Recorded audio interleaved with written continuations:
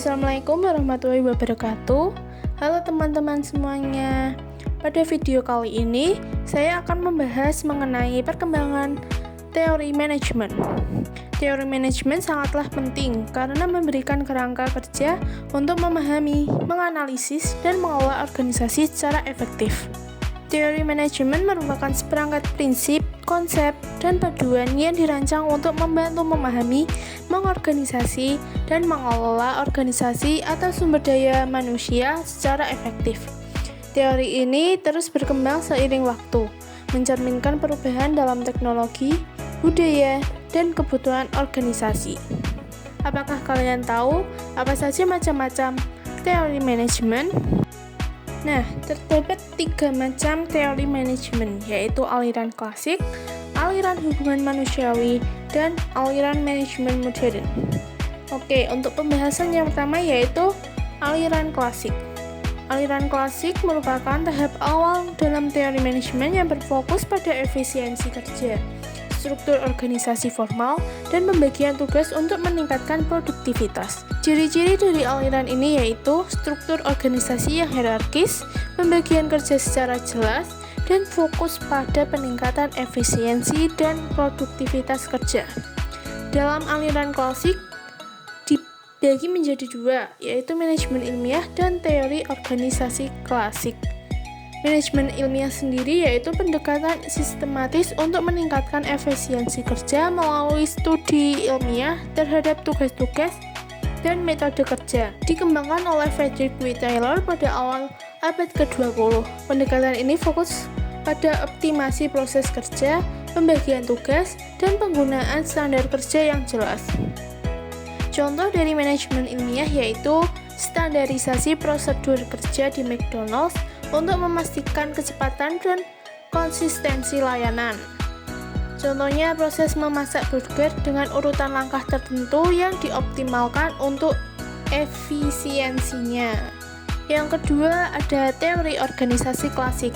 Teori ini adalah pendekatan dalam manajemen yang fokus pada struktur formal, efisiensi, dan aturan organisasi. Teori ini berkembang pada akhir abad ke-19 dan awal abad ke-20 seiring dengan revolusi industri. Ketika organisasi membutuhkan cara yang lebih terstruktur untuk mengelola tenaga kerja dalam skala besar. Contoh dari teori ini yaitu kantor pemerintahan menggunakan hierarki birokrasi dengan aturan formal untuk mengatur tugas dan tanggung jawab. Selanjutnya, ada aliran hubungan manusiawi. Aliran ini muncul sebagai tanggapan terhadap kekurangan aliran klasik dengan menekankan pentingnya faktor sosial, psikologi, dan hubungan antar manusia dalam organisasi. Ciri-ciri aliran ini yaitu fokus pada kebutuhan manusiawi dan hubungan interpersonal, mengakui peran kelompok informal dalam organisasi, dan menekankan kepuasan kerja sebagai kunci produktivitas. Contoh dari aliran ini yaitu Google menerapkan pendekatan yang memprioritaskan kesejahteraan karyawan untuk meningkatkan kreativitas dan produktivitas. Maka akan menciptakan lingkungan kerja yang mendukung seperti ruang kerja fleksibel, area relaksasi, dan makanan gratis yang dapat mendorong partisipasi karyawan dalam mengambil keputusan. Selanjutnya yang terakhir ada aliran manajemen modern. Aliran ini mencakup pendekatan sistematis dan fleksibel yang relevan dengan kompleksitas organisasi saat ini.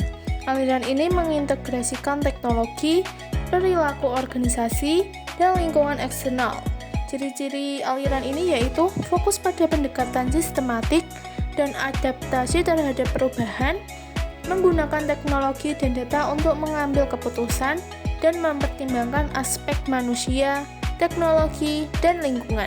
Contoh dari aliran ini yaitu Netflix menggunakan manajemen berbasis bukti dengan mengandalkan data analitik untuk mengambil keputusan tentang konten yang akan diproduksi dan disediakan untuk pelanggan.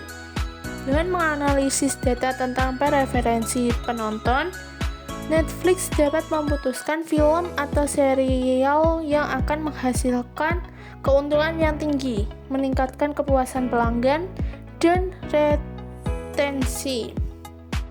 Kesimpulan pada pembahasan kali ini yaitu teori manajemen berkembang melalui beberapa aliran, dimulai dari aliran klasik yang fokus pada efisiensi dan struktur formal, aliran hubungan manusiawi yang menekankan pentingnya faktor sosial dan psikologi dalam organisasi, hingga aliran manajemen modern yang lebih sistematik dan adaptif terhadap perubahan.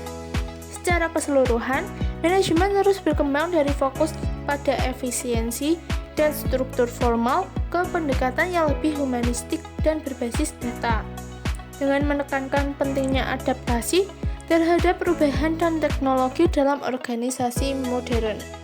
Itu tadi penjelasan mengenai perkembangan teori manajemen. Semoga bermanfaat. Wassalamualaikum warahmatullahi wabarakatuh.